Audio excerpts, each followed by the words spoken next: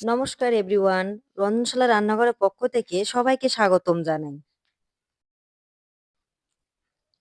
আজকে আমি সকলের জন্য খুবই মজাদার নাস্তা তৈরি করে দেখাবো। সকালের নাস্তাটা একটু হেলদি ও সহজভাবে তৈরি করবার চেষ্টা করি। তাই আমার মনে হয় আমার আজকের রেসিপিটা আপনাদের কাছে ভালো লাগবে।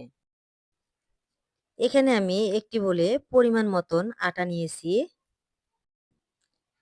এখানে আমি আলুগুলোকে খুব ভালোভাবে সিদ্ধ করে নিয়েছি। এবার একটি গ্রেটারের মাধ্যমে আলুগুলো খুব ভালোভাবে গ্রেট করে নিয়েছি। আপনারা চাইলে কিন্তু আলুগুলো খুব ভালোভাবে ম্যাশ করে নিতে পারেন।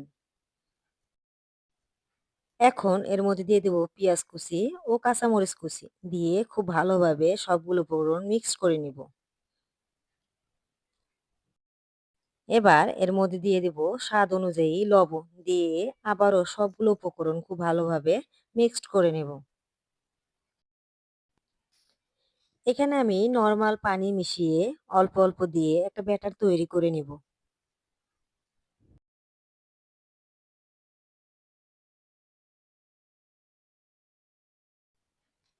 এখন এর মধ্যে দিয়ে দেব ১ চামচ মরিচের গুঁড়া। আপনারা ঝালটা চাইলে আপনাদের স্বাদ অনুযায়ী দিতে পারেন।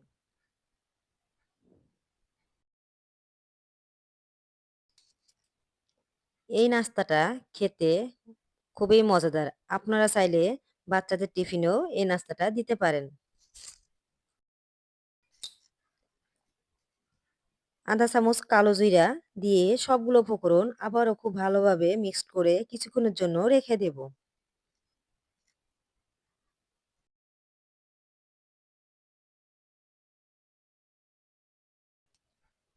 একটি প্যানে আমি হালকা পরিমাণ সয়াবিন তেল দিয়ে দিব।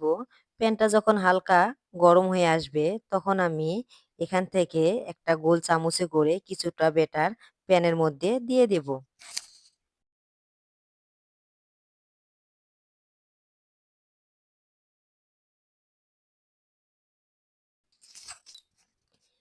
এরপর গোল করে চারপাশে ছড়িয়ে দেব।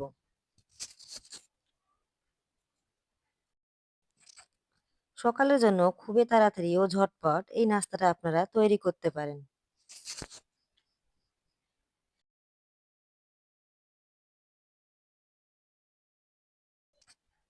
তৈরি হয়ে গেল খুবই মজাদার একটি নাস্তা।